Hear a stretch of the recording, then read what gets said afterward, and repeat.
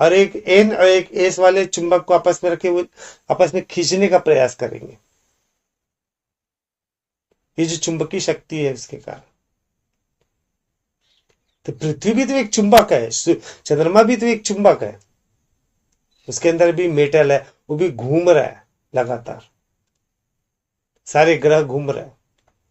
तो उनके अंदर एक गुरुत्वाकर्षण शक्ति भी है।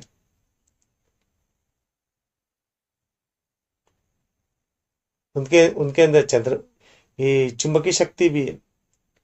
तो वो जब निकट हो जाते हैं तो उसका प्रभाव निश्चित तौर पे पड़ेगा मानव मस्तिष्क पर। आप ज्वार भाटा देख सकते हो, जल जो है ऊपर उठता ही है ना, तो वैसे ये जो शरीर है ये तो पूरा जल से भरा पड़ा है, तो इसमें प्रभाव तो होगा ही होगा।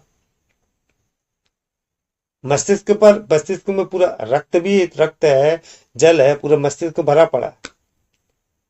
तो ये जब इसमें जब उथल पुथल खिंचाव हो रहा है, खींच रहा है, तो इससे क्या होगा, तरंगे जो है मस्तिष्क की वो प्रभावित होंगी ही होगी, निश्चित तौर पे होगा। और मस्तिष्क से ही पूरा शरीर चल रहा है। और जब मस्तिष्क प्रभावित हो गया तो ये शरीर भी प्रभावित होगा ही होगा।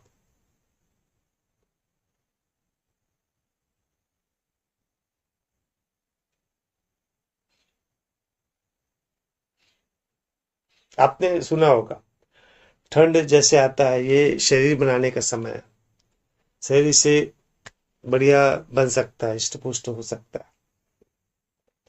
क्यों?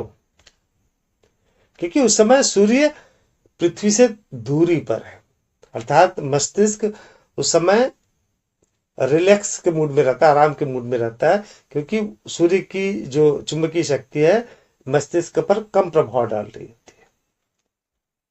तो मस्तिष्क जो है अधिक अच्छे तरीके से इस शरीर का पोषण करता है और शरीर तंदुरुस्त होता है। वही दूसरी ओर गर्मी में, गर्मियों के दिनों में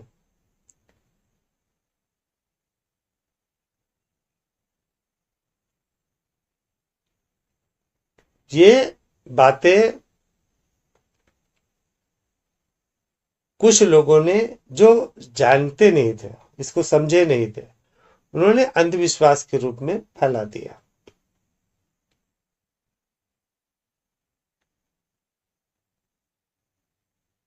कि ये आपका जन्म इस समय होगा, आपकी मृत्यु ऐसी होगी, आपको इतने दिन बाद, इतने साल बाद धन मिलेगा, आपका ये मिलेगा, वो ये सब बातें हैं। ये सब कपोल कल्पित बातें हैं। ये अवश्य है कि इस समय ये स्थिति होगी, इस ग्रहों की ये स्थिति होगी, और ये ग्रह की जो चुंबकीय शक्ति है आपको पॉजिटिव प्रभाव डालेगी। और इस पॉजिटिव प्रभाव के कारण आप यदि कोई बिजनेस कर रहे हैं, व्यापार कर रहे हैं, उसमें आपको लाभ होगा, क्योंकि आपकी निर्णय लेने की क्षमता अधिक होगी। किंतु यदि कोई आदमी बिजनेस जानता ही नहीं है, वो बेचारा बैठा हुआ कोमा में, वही ग्रह तारे हैं, वो करोड़पति थोड़ी बन जाएगा।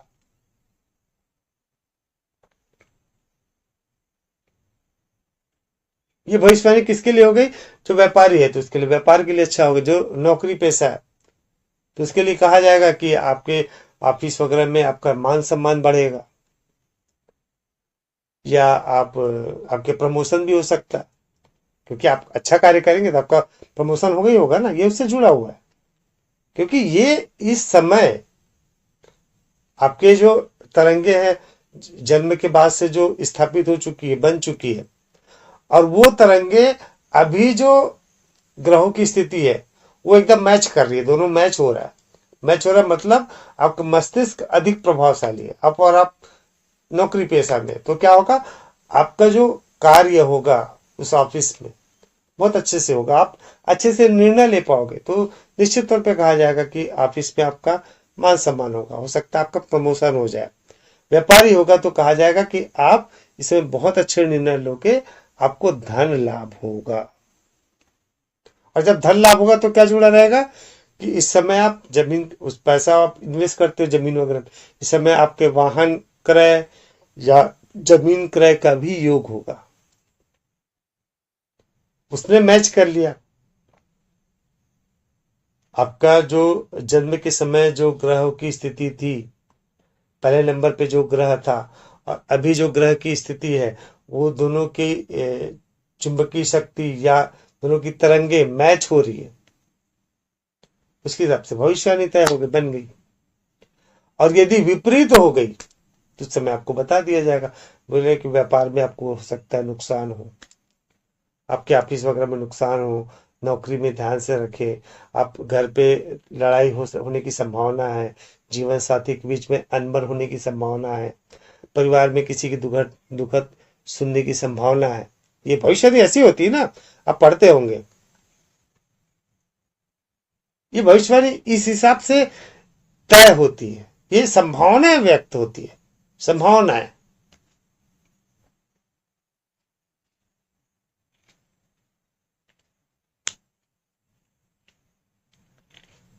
दूसरी ओर कई बार कहा जाता है, सुनते हैं हम लोग कि जोड़ियां आसमान से तय होती है।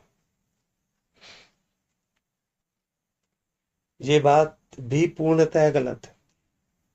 ये कैसे होता है समझिएगा। जोड़ियां आसमान से तय होती है अर्थात भगवान तय करता है ना। अब भगवान तय करता है, भगवान जाति प्रथा को मानता है क्या कि बोले अग्रवाल की शादी अग्रवाल से ही हो, ब्राह्मण की शादी ब्राह्मण से हो, वर्मा की शादी वर्मा से हो, साहू की शादी साहू से हो, यादव की शादी यादव से हो? ये तय करता है क्या? ऐसे ही होता है ना अधिकतर शादियां भारत देश में। जब आसमान से तय होगा तो वो देखेगा कि अच्छा कौन सा अग्रवाल है, इस अग्रवाल के साथ इस अग्रवाल को मिलाया जाए। ये तय कैसे होता है? अगर हम अरेंज मैरिज की बात करें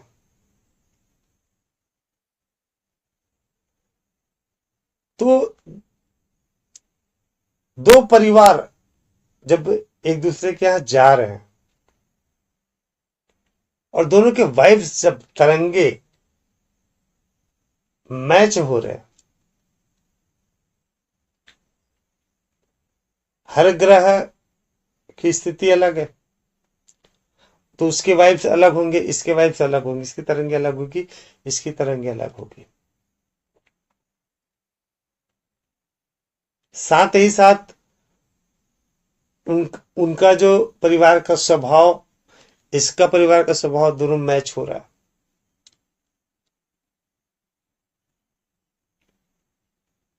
और जब भी आपस में मैच हो रहा है और दोनों के बीच जो भी उनके बीच जो चाहिए होता है वो लगभग लगभग मिलने लगता है, तो वहां पे शादियां तय होती है। अब बीच में क्या होगा, कभी कोई वाइफ आ गया, कोई ऐसा आ गया, बुआ आ गई, उसकी वाइफ ज्यादा स्ट्रांग है,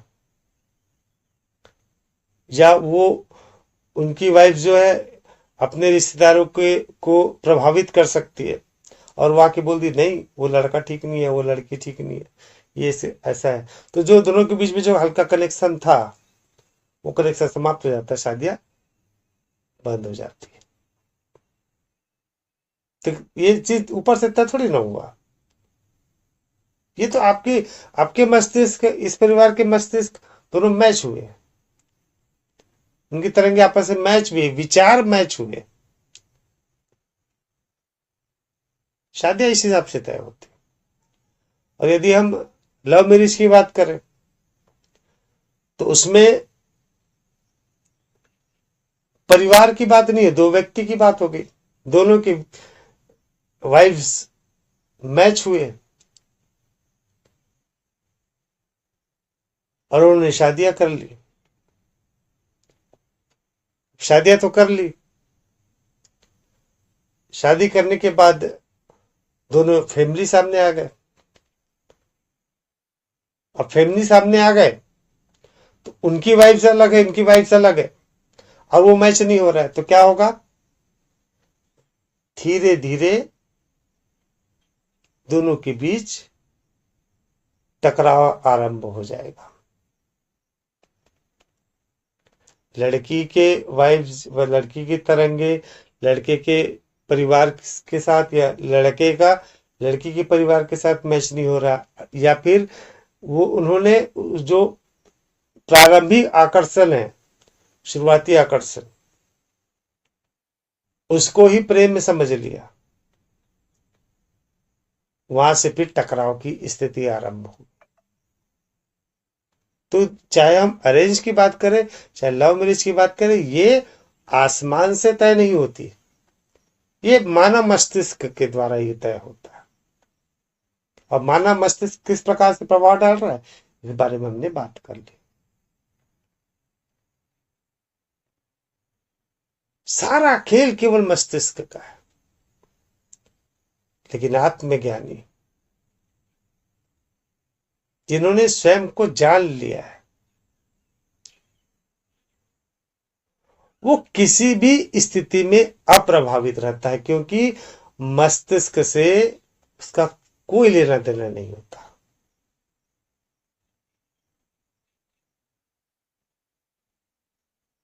मस्तिष्क मैं उत्पन्न करता है, उस मैं से उसका कोई लेना देना नहीं है। मस्तिष्क विचार उत्पन्न करता है, उस विचार से कोई लेना देना नहीं है। वो तो केवल जीवन को एक दृष्टा की भांति देखता है, और जब वो स्थिति आ जाती है ना, फिर कोई भी ग्रह तारे उसको प्रभावित नहीं करते।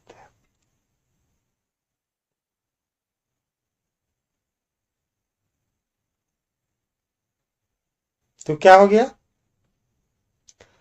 इससे ये भी सिद्ध हो गया कि आत्मज्ञान आपके जीवन के लिए, अप्रभावित होने के लिए, ये खिलौने बन के, कठपुतली बन के चल रहा है ना, ग्रह तारों के हिसाब से। पूरा मानव या पूरा जीव कठपुतली के हिसाब से सोचता है, मैं कर रहा हूं, मैं ये कर रहा हूं, मैं वो कर रहा हूं। कभी वो क्रोध कर रहा है, तो कभी वो प्रेम कर रहा है, तो कभी नुकसान हो रहा है, कभी फायदा हो रहा है। वो इस खेल को समझ नहीं पाता। ये सब तरंगे प्रभावित कर रही है आपके मस्तिष्क को, कठपुतली के रूप में। और उससे आप अलग अलग अनुभव कर रहे हो, कभी सुख का, कभी दुख का, कभी क्रोध का, कभी ईर्ष्या का, कभी द्वेष का। आपका स्वभाव, आपके जो आसपास का वातावरण, आपका मन, ये सब कुछ उन्हीं तरंगों के हिसाब से प्रभावित हो रहा होता है। पूरी तरह कठपुतली, पूरी तरह कठपुतली, पूरा जगत। और जब आप आत्मज्ञानी हो जाते हो, तो कठपुतली आप नहीं होते, आप दृष्टा होते हो, पूर्णतः तरह अप्रभावित, ना सुख में, न दुख से, न अच्छा न बुरा, कुछ भी नहीं, केवल घटनाएं हो रही होती, केवल घटनाएं। अगर वो हिसाब लगाए तो वो भी सुख दुख का अनुभव कर सकता है। बुद्ध का पुत्र 8-9 साल का रहा होगा, उसकी मृत्यु हो गई थी। बुद्ध को कोई दुख नहीं, ना कोई सुख नहीं, ना कोई दुख नहीं। उन्होंने उनका अंतिम संस्कार किया, उसके सामने उसकी पत्नी की मृत्यु हुई, उसके पिता की, उसकी माता की, उनके प्रिय शिष्यों की।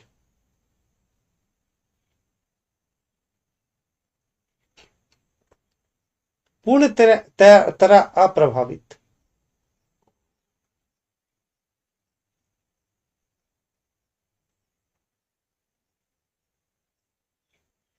तत्क्षण, ऐसा नहीं कि 2 साल 3 साल के उपरांत, तत्क्षण।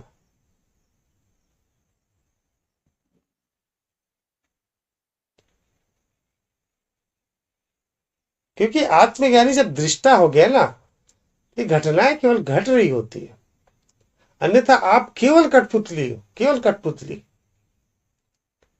मस्तिष्क केवल कठपुतली है। आप देखते रहिए, अपने मस्तिष्क को विचार करते रहिए। अचानक कभी आपके अंदर क्रोध उत्पन्न होगा, कभी खुशी, कभी दुख, कभी अच्छा, कभी बुरा, ये कैसे हो रहा है? आपने कभी विचार किया है?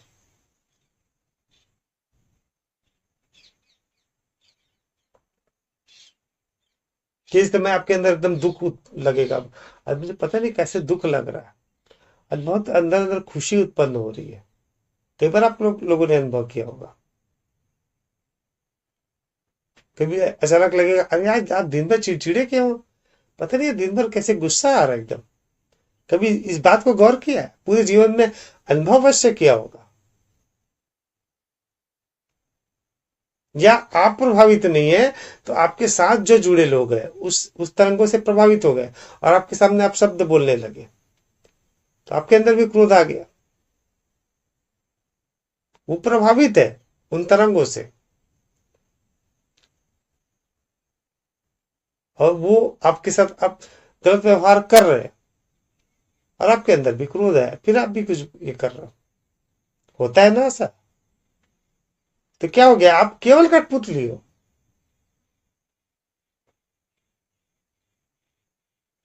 ये पूरा मानव या पूरे जीव,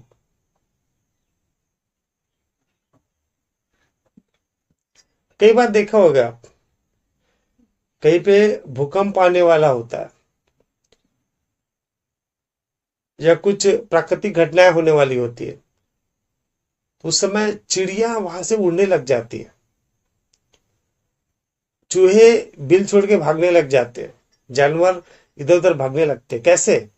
क्योंकि उनको एहसास हो जाता है उन तरंगों का, जिसके फलस्वरूप ये जो पृथ्वी में कुछ बदलाव आने वाली है, कहीं भूकंप आने वाला। भूकंप ऐसे नहीं आता, अचानक से नहीं होता, ये सब प्रभावित करती है, ये सब ग्रह तारे, और जो इनकी स्थिति बदलती रहती है, उसके हिसाब से पृथ्वी में अलग अलग परिवर्तन आता है। ये जानवर समझ जाते हैं, मनुष्य नहीं समझ पाता।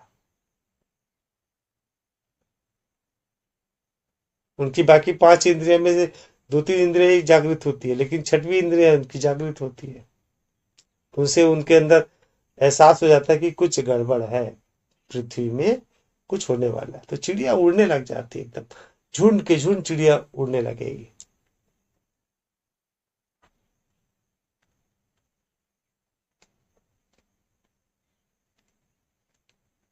तो कठपुतली बनने का क्या मतलब? पूरा जीवन शुरू से आखिरी तक, और आप आपका हमेशा यही रहेगा कि आप निर्णय ले रहे हो, बिल्कुल भी नहीं।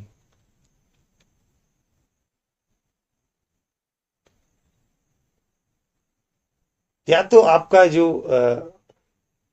यादें हैं, स्मृतियां हैं, मन है, वो विचार उत्पन्न कर रहे हैं पिछले अनुभव के आधार पे, या अलग अलग ग्रह तारे आपको प्रभावित कर रहे हैं। ये 2025 और 26, इसमें बहुत पहले से भविष्यवाणी हो गई थी कि विश्व युद्ध होने की संभावना है। और आप देखिए, कितने सारे आप देख ही डाले, भारत पाकिस्तान का देख ही लिए, रसिया यूक्रेन चल ही रहा है, इसराइल अलग अलग कहीं ना कहीं कुछ कर रहा है, कभी अमेरिका कर रहा है, और इतने विस्फोट चल रहे, इतने लोग मारे जा रहे हैं प्रतिदिन। वो युद्ध हो रहा है, पृथ्वी पर ही हो रहा है ना, तो पृथ्वी से हम सब जुड़े हैं ना, तो पृथ्वी के एक हिस्से में अगर कुछ हो रहा है, उससे पूरी पृथ्वी प्रभावित होगी ना। अब एक लोहे को पकड़ लेना, उसके ऊपर में झटका मारना, और दूसरे छोर को आप पकड़े रहना, तो आपको तरंगे महसूस होगी कि नहीं होगी? ऊपर में आप झटका मार रहे हो, तरंगे आपको महसूस होगी ना। तो पृथ्वी के एक हिस्से में यदि चोट हो रहा है, तो उसका प्रभाव आपको पड़ेगा ही पड़ेगा। जो इतनी हम देख रहे, पानी से लबालब पानी भर गया, या हम भूकंप सुन रहे हैं, ये इस प्रभाव का नतीजा है। तो क्या हो गया, पूरी पृथ्वी या उसके जितने भी लोग हैं केवल कठपुतली हो रहे हैं। और कभी ऐसा होता है शांति युग, सब एकदम शांति से व्यापार कर रहे, सब सुखी है, कभी अच्छे प्रकार के सब जीवन व्यतीत कर रहे पूरे पूरे विश्व में, कहीं कोई कोलाहल नहीं है।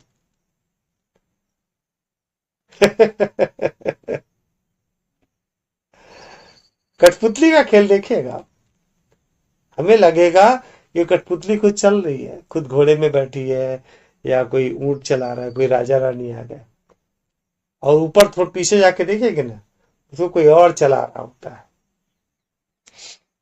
तो आपके पूरे जीवन को आप देखेंगे तो आपको लगेगा आपके जीवन में इस प्रकार की घटनाएं प्रतिदिन हो रही है, प्रतिदिन।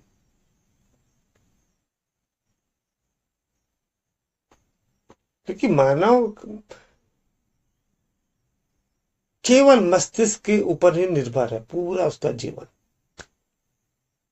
केवल मस्तिष्क के ऊपर। कोई चोर बन रहा है तो कोई राजा बन रहा है, तो कोई पुलिस बन रहा है, तो कोई अपराध कर रहा है, तो कोई वैज्ञानिक बन रहा है। सारा ये सब कैसे निर्णय होता है? मस्तिष्क के कारण, दिमाग के कारण।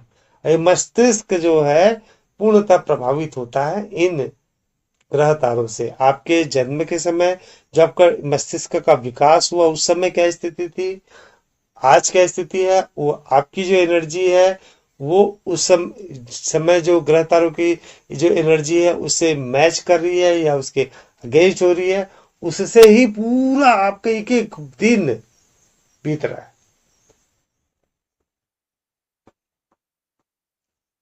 तो जो कार्य, कई बार आपने देखा होगा, कई बार कार्य किए जाते हैं, शादी का कार्य, ये कार्य, तो पंडित को कहा जाता है मुहूर्त देखने के लिए। मुहूर्त देखने का तात्पर्य क्या हुआ? वो ग्रह तारों की स्थिति देखते हैं। लेकिन आजकल मुहूर्त कैसे देखते हैं? अरे यार, यहाँ पे तो वर्मा जी को शादी के लिए बोल दिया हूँ, 6 बजे का है, तो इनको मुहूर्त देता हूँ 7:30 का। नहीं, 2 घंटे में शादी हो जाएगी। हाँ, 8 बजे का दे देता हूँ। तो इसको बोले कि आपके यहाँ मुहूर्त 8 बजे का है। फिर तीसरी शादी का आ गया, अरे दोनों के बीच में कैसे करूँ, एक काम करो, ठीक है 7:30 का रहेगा। तो एक का 6 हो गया, और बोले तुम ये काम करो, मैं आता हूँ। फिर दूसरी गाड़ी पकड़ के दूसरे में निकल गए, फिर वो निपटा के तीसरे में निपट गए, फिर तीसरे के दूसरे पहुंच गए। ये आजकल होता है, मुहूर्त ऐसे तय होता है। लेकिन वास्तव में मुहूर्त का अर्थ होता था उस समय, ये जो इनकी स्थिति क्या है, इनके मस्तिष्क की स्थिति क्या है, इनकी कुंडली क्या है, इसमें जब जन्म हुआ उस समय कौन सा ग्रह जो है वो पहले नंबर पे था, और उसके मस्तिष्क का क्या, दूसरी लड़की का कैसा है, इन दोनों से मैच करता हुआ कौन सा ग्रह है या कौन सा समय काल है जिसमें ये इनके लिए अनुकूल होगा। इसका तात्पर्य यह नहीं है कि अब इसका जीवन बहुत अच्छा जाएगा, सुखद जाएगा, अच्छा होगा, इस हिसाब से बात नहीं हो रही है। मुहूर्त देखने का मतलब, आदमी यही बोलता है ना कि मुहूर्त देख करके कर लिए, इससे क्या फर्क पड़ा, इसकी शादी टूट गई, ये वो बात ही नहीं है। अगर मुहूर्त देख के ये आगे का भविष्य तय होता तो श्री रामचंद्र जी, सीता मैया, इनके जो जन्म की समय स्थिति बहुत अच्छी थी, और उनका विवाह भी जो हुआ था सबसे शुभ मुहूर्त पे हुआ था, लेकिन शादी कैसे नहीं चली, सारा जीवन दुखद में था। तो मुहूर्त ये नहीं तय करता इसका भविष्य, मुहूर्त तय करता है इन दोनों का संयोग जब हो रहा है उस समय ग्रह तारों की स्थिति क्या है जो उससे मैच कर रही हो। इनके वाइफ से मैच करते हुए वाइफ को कैलकुलेट करके बनाया जाता है। समझ गए आप लोग? ये मैंने ये जो जाना है अभी, कोई पुस्तक पढ़ के या किसी का प्रचार करो वैसा नहीं, ये सब मैंने ध्यान से हासिल किया, कि ध्यान के द्वारा समझ में आया कि ज्योतिष विज्ञान वास्तव में क्या है, और किस हिसाब से ये जो ग्रह तारे प्रभाव डालते हैं मानव मस्तिष्क पर, निश्चित तौर पर डालते हैं। लेकिन अंधविश्वास के फेर में ना पड़िएगा। कई बार ऐसा होता है, अब तो यहाँ मैं बाएं चलूं कि दाएं चलूं, कुंडली देखे या ये देखे ग्रह, इसकी भी आवश्यकता नहीं। आप आत्मज्ञानी हो जाइए ना, सबसे आसान तरीका बता रहा हूं।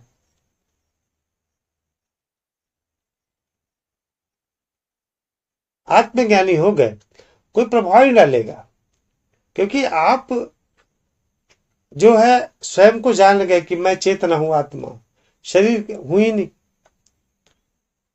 ये शरीर तो नष्ट होगा, कि मेरा ही स्वरूप है, मेरा बदला हुआ स्वरूप है। और जब ये भाव अपने अंदर आ जाएगा तो आप फिर कठपुतली नहीं रहोगे, आप केवल साक्षी रहोगे। हर घटना होगी, भूकंप आना रहेगा, आएगा ना, आना रहेगा ना, आएगा। ये भी मत सोचेगा कि आत्मज्ञानी हो गए तो मैं भूकंप से बच जाऊं, ऐसा नहीं। भूकंप आएगा, यदि मृत्यु होगी तो मरना तय होगा, लेकिन उससे आप अप्रभावित होगे।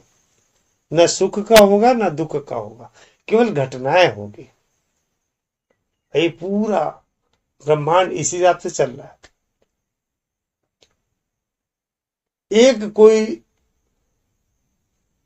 तारे या ग्रह आपस में कुछ टकरा गए या कुछ हो गए, एक नई ही संरचना तय हो जाती है, नया एक फंक्शन तय हो जाता है। और प्रति पल ये ब्रह्मांड बदल रहा है, प्रति पल। और नित्य नई घटनाएं हो रही है, नित्य नई घटनाएं, और इसका कोई अंत नहीं। एक समय ऐसा आएगा कि सारे ग्रह सिकुड़ने लगेंगे, सिकुड़ने लगेंगे और एक समाहित हो जाएंगे। फिर वहां से फिर शून्य काल शुरू होगा, फिर वो आत्मा धीरे धीरे सुप्तावस्था में जाएगी, चेतना शून्य होती जाएगी। और जब वो उस परम शून्यता में पहुंचेगी, फिर धीरे धीरे वापस से होगा, फिर वो चेतना शुरू होगी, फिर वहां से ऊष्मा बनेगा, फिर वहां से गैस बनेगा, फिर वहां से निर्माण होगा। ये तो अनवरत चलने वाली प्रक्रिया है।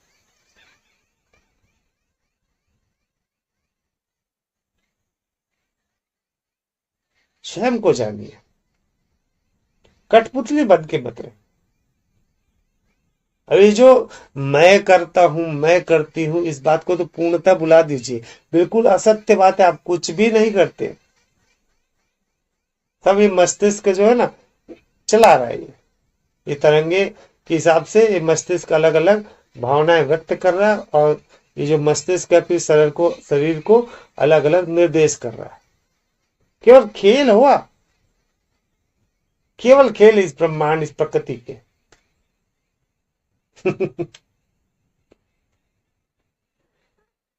चलिए, किसी का कोई प्रश्न?